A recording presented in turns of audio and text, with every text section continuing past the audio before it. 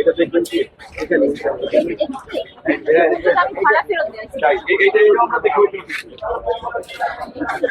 ভাই সবাই যায় না, সবাই দিয়ে দেন না মার্কেটে দাঁড়ান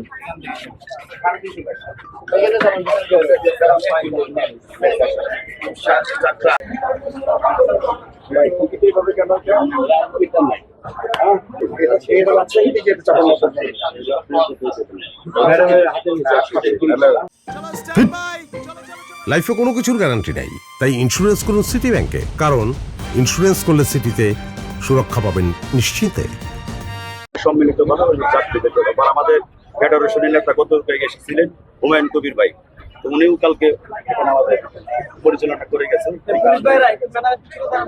শুধু ঈদযাত্রার তৃতীয় দিন বলে নয়, আমরা প্রতিদিনই প্রত্যেকটি কাউন্টারে ভিজিট করছি এবং অতিরিক্ত মূল্যে টিকিট বিক্রি হচ্ছে কিনা অথবা অন্য কোনো রকম হয়রানি হচ্ছে কিনা সেটা আমরা প্রতিদিনই পরিদর্শন করছি এবং সে অনুযায়ী ব্যবস্থা নিচ্ছি।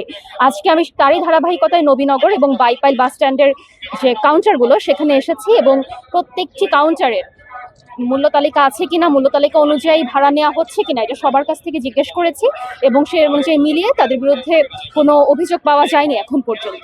যেটার অভিযোগ পাওয়া গিয়েছিল সেটা গতকালকেই বন্ধ হয়ে গেছে সেই কাউন্টারটা।